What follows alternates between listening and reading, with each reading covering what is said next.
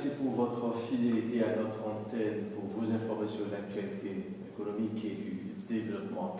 Aujourd'hui, dans votre émission Émergence, nous allons devoir nous intéresser un peu à ce problème qui perdure en Afrique, surtout dans les pays en voie de développement. Il s'agit bien sûr du chômage. Qu'il faut-il faire concrètement pour venir à bout à ce problème-là? Notre invité, docteur Messi, avec lui, nous allons devoir aller dans les méandres, bien sûr, de ce thème. Il est bien sûr le patron de WANAM International. Merci de nous avoir accepté chez nous pour cet entretien. Alors, d'entrée de jeu, quel constat peut-on établir par rapport à la situation qui perdure en Afrique? Effectivement, l'écosystème économique en Afrique évolue et il y a aussi des circonstances atténuantes qui influencent, qui impactent sur cet écosystème. Alors, dans cet écosystème, nous avons la problématique de l'entrepreneuriat qui demeure la chose la plus impactante afin que les jeunes Africains qui sortent des milieux d'études puissent aujourd'hui eux-mêmes quitter de leur stade d'employé Oui. au stade d'entrepreneur. Je pense que c'est aujourd'hui ce qu'il faut voir dans cet écosystème entrepreneurial et le rôle que tout jeune doit avoir au lieu d'être un employé de service, tout au contraire s'orienter aujourd'hui dans l'aspect entrepreneurial qui est aujourd'hui l'outil essentiel pour lutter contre le chômage, pour lutter contre la précarité qui est dominante en Afrique. Alors, pourquoi le marché de l'emploi demeure toujours sélectif? Oui, c'est la problématique la plus aiguë parce que le marché de l'emploi en Afrique demeure sélectif. Tout d'abord, il faudra observer les statistiques. En Afrique, 9,6 millions d'étudiants sortent chaque année de l'université pour le marché de l'emploi. Mais nous avons un ratio de 3 millions d'emplois qui sont créés en Afrique chaque année. 3 millions d'emplois sur 9,6 millions d'étudiants qui sont à la recherche de l'emploi. C'est seulement 3 millions qui sont créés. Alors, il se pose vraiment un grand problème, une urgence aiguë, anticipative. Il faut résoudre ce problème. Alors, pour le résoudre, je pense qu'il y a un problème qui se pose au niveau de l'inadéquation de la formation et de l'emploi, premièrement. Et il y a aussi le problème de l'employabilité qui est lié pour beaucoup de jeunes ou beaucoup de personnes parce qu'ils sont formés pour travailler uniquement dans des organisations, alors qu'ils devaient être formés pour être des créateurs des structures nouvelles dans l'écosystème économique de l'Afrique. Alors, beaucoup de jeunes qui sortent de l'université ne sont pas au fait créateurs. Ils sortent de l'université pour être employés dans des organisations existantes. Voyez? Alors que, normalement, lorsque tu sors de l'université, tu devais être un créateur d'emploi. Voilà, donc c'est vraiment la problématique aujourd'hui et l'urgence anticipative qu'il est question de résoudre. Voilà. Alors, comme vous venez de le dire, quel est bien sûr l'impact de cette situation sur les économies africaines et la population particulièrement? Oui, ça c'est très bien dit. L'impact sur l'économie africaine est assez sérieuse parce que cette situation a un sérieux impact sur les économies africaines parce que les économies africaines sont soutenues à 89% par le secteur informel, premièrement. Et surtout en Afrique francophone, seuls 32% de jeunes âgés entre 18 et 35 ans sont des entrepreneurs de nécessité. C'est-à-dire, ils créent des structures juste pour qu'ils parviennent à subvenir à leurs besoins. Oui. Ouais, alors, il faut dépasser cette étape-là aujourd'hui. Il faut être un entrepreneur d'impact. Il faut être quelqu'un qui a une influence positive sur la situation économique de son pays. Lorsque vous créez quelque chose, ne le créez pas simplement parce que ça vous rapporte un bonus, une plus-value, un bénéfice. Créez parce que dans cette dynamique, vous voulez travailler à l'international, vous voulez offrir de l'emploi aux jeunes comme vous voulez apporter une connaissance, une formation, et aussi vous voulez impacter sur la société.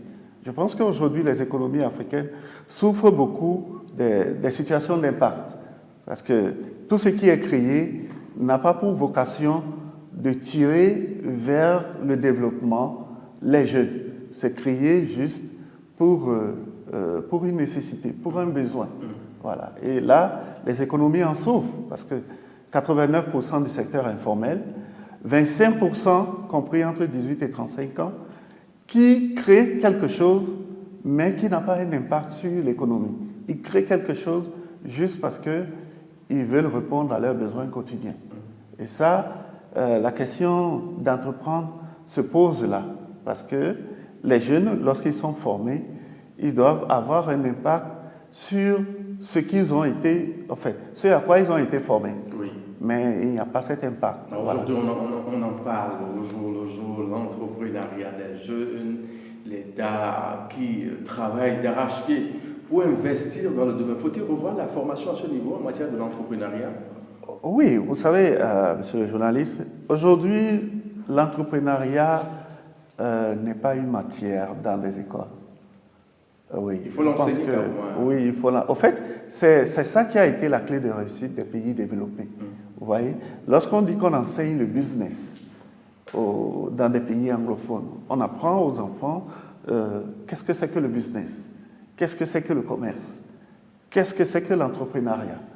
Voilà. Alors, dans nos cursus de formation, ces éléments-là manquent.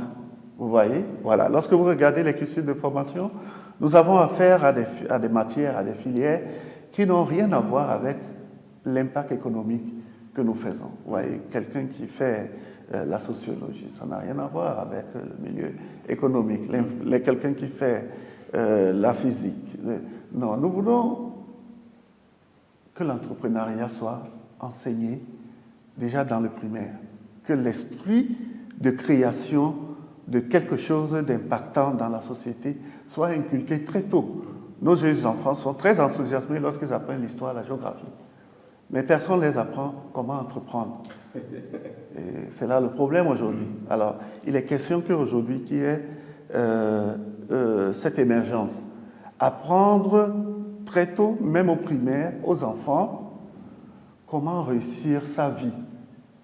Comment avoir un impact dans son milieu de vie. Oui. Comment créer quelque chose de durable. Voilà. Au lieu que, bon, le matin, on apprend, je ne sais pas quelle matière que les enfants apprennent, et à la maison, il n'y a aucun esprit de créativité. Il n'y a aucun retour. Alors qu'aujourd'hui, c'est l'alerte. Il faut que l'enfant, très tôt, dès le primaire, qu'on apprenne la nécessité de créer une entreprise, de comment gérer une entreprise. Des incubateurs sont là. Il y a plusieurs autres choses qui doivent être faites très tôt pour que l'enfant ne se dise pas que quand j'aurai mon diplôme, je vais aller travailler dans une organisation. La plupart de nos jeunes ont été formés comme ça. Lorsque j'aurai mon diplôme, je vais aller... On a juste plaqué le système éducatif du colon pour passer, c'est en quelque sorte ça. Voilà, aujourd'hui, c'est la question du chômage, la question de l'employabilité ne peut qu'être résolue si nous changeons cet aspect de choses. Vous voyez, nous avons tellement de capacités de faire des efforts, mais seulement ces efforts ne sont pas mis à la disposition de l'écosystème économique qui permet à tout un chacun de trouver sa situation, d'émerger. Voilà, nous faisons beaucoup d'efforts, 16 ans d'enseignement, mais à la fin, on est chômage. Alors, si une entreprise pouvait durer 16 ans je pense que cette entreprise, ça va être très, très positif. Parfait. Ouais. Alors, face à la situation aujourd'hui, est-ce que nous voyons un peu partout en Afrique, existe-t-il des solutions? Si oui, quelles sont ces solutions immédiates qu'on peut donner à cette problématique qu'on fait face au jour le jour? Voilà, les solutions existent effectivement, parce que la première des solutions, il faut déjà que nos milieux de vie, les milieux où les jeunes vivent, soient des milieux qui développent certains aspects comme une confiance en soi, développent certains aspects comme l'autonomisation, développent des perspectives, des capacités. Lorsqu'on est dans un milieu qui ne tire pas les enfants vers le haut, et dont tout ce qui est fait dans ce milieu n'a pas un enjeu sociétal, on ne crée pas, hein, on ne découvre pas, il n'y a pas une exploitation. Ce milieu, ce n'est pas un milieu qui va impacter. Il faut que nos sociétés soient des sociétés impactantes. De cela, ce sont des valeurs de l'entrepreneuriat. L'entrepreneuriat aujourd'hui développe une confiance en soi, développe un goût des perspectives, développe une créativité, permet à l'enfant d'avoir une envie de créativité, de découverte. Oui, le goût de l'entrepreneuriat est pour ça, parce que cela offre des opportunités où vous allez, à travers ces principes que vous allez développer, vous allez avoir envie d'entreprendre, de faire des efforts. Donc, aujourd'hui, la meilleure clé, c'est qu'il y ait beaucoup d'informations sur l'importance de l'entrepreneuriat dans nos sociétés. Lorsque l'entrepreneuriat sera un élément de communication, un élément de motivation, vous allez voir que ça va développer beaucoup d'intérêt. Les enfants ne seront pas des enfants attentistes. La plupart des jeunes qui sortent des universités, lorsqu'ils terminent leur cursus universitaire, ils attendent. Mon oncle va me trouver quelque chose. Hein? J'ai envoyé un CV par là. Cet esprit est en inadéquation avec l'esprit d'entrepreneuriat. Parce que tu dois être formé pour être utile, pour être en mesure de te dire, ce matin, je vais aller faire ça, je vais aller créer telle situation. C'est ça qui génère un retour en investissement. Mais lorsque vous êtes là, vous vous calquez, vous vous dites, bon, mon oncle va me recruter dans sa société. Mais vous n'avez rien apporté. Donc, l'alerte est mise aujourd'hui que le modèle entrepreneuriat soit un modèle dynamique, un modèle qui catalyse, où on te dit non, fais quelque chose, en faisant quelque chose, on va te soutenir. Vous voyez? Si cet esprit est beaucoup plus développé dans notre société, vous allez voir, il y aura une émulation dans la journée, chacun sait ce qu'il va aller faire. Mais la plupart du temps, les jeunes, ils se disent, je n'ai pas eu le travail parce qu'on n'a pas les moyens. Vous voyez? Et ça, c'est un problème à résoudre. Non, tu mets-toi en valeur et tu vas résoudre toi-même le problème de ton emploi. Voilà, c'est ça. Parfait. L'envie de se faire former y est. Oui. Mais est-ce que le formateur, celui qui doit former en entrepreneuriat, est-ce que lui-même il est aguerri? Bon, ça c'est vraiment le... Vous savez, lorsqu'on diagnostique une maladie, Oui. on fait une prescription, Oui. n'est-ce pas? Oui. Et de la prescription, on a un rétablissement. Voilà. Aujourd'hui, nous pensons que nous avons diagnostiqué la maladie. La maladie n'est pas seulement pour des jeunes, pour ceux qui non. La maladie est même globale. Voilà. Les formateurs, eux-mêmes, doivent mettre de côté, en tête que non, je dois aujourd'hui être un formateur qui apporte quelque chose sur les enfants, sur les étudiants. Vous voyez?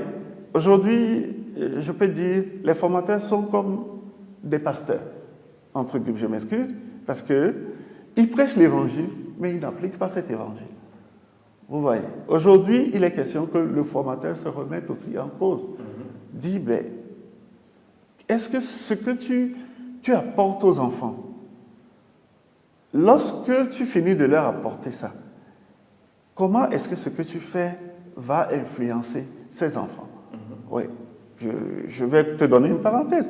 La plupart des jeunes enfants aujourd'hui sont assez découragés pour copier les cours parce que toute la formation est théorique. Ouais. On se plaint chaque fois, mais pourquoi tu n'as pas copié les cours en classe? Mais c'est parce que c'est assez théorique. Si cette formation était liée un peu de théorie, un peu à la pratique, il y aura vraiment... Les enfants vont s'accrocher.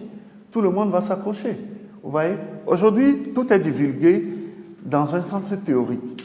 Il faut qu'on dise aux gens, venez passer votre diplôme en marketing, venez passer votre diplôme en logistique, venez placer votre diplôme en ressources humaines. Venez. Il faut que les gens se disent, je vais apprendre le métier. Voilà. Il faut qu'on arrête cette multiplicité de cursus, de cours, où vraiment dans tout ça, on se cherche. Aujourd'hui, on connaît le problème. Le problème, c'est qu'il faut qu'on identifie des choses dont on va transmettre de façon pratique aux enfants, à la génération. Si on le fait, le problème est résolu. Mais lorsque nous continuons dans le théorique et on maintient le théorique, vous êtes en train de fabriquer quelqu'un qui va aussi continuer à être théorique. Il faut un petit décalage. Voilà, c'est ça. Il faut bien sûr un petit décalage en matière de la formation, vous l'avez dit. Est-ce que cela ne vient pas relancer cet éternel débat portant sur les curricula de formation, dans les écoles de formation et autres? Bien sûr, bien sûr. Je pense que ça devait même être la priorité du gouvernement aujourd'hui parce que nous voyons que aujourd'hui, la situation pandémique nous impose même d'être créatifs. Parce que la pandémie a fait en sorte qu'aujourd'hui, le présentiel n'est plus la chose la plus partagée dans les milieux de formation. Vous voyez, on est tous dans les formations en ligne. Et pour prendre une formation en ligne, il faut aujourd'hui avoir un outil informatique, n'est-ce pas? Il faut avoir un portable, il faut avoir plusieurs autres outils pour que cela vous soit transmis. Et aujourd'hui, la pandémie a fait en sorte que nous n'apprenons plus simplement avec notre main. Le cerveau et le visuel accompagnent aujourd'hui.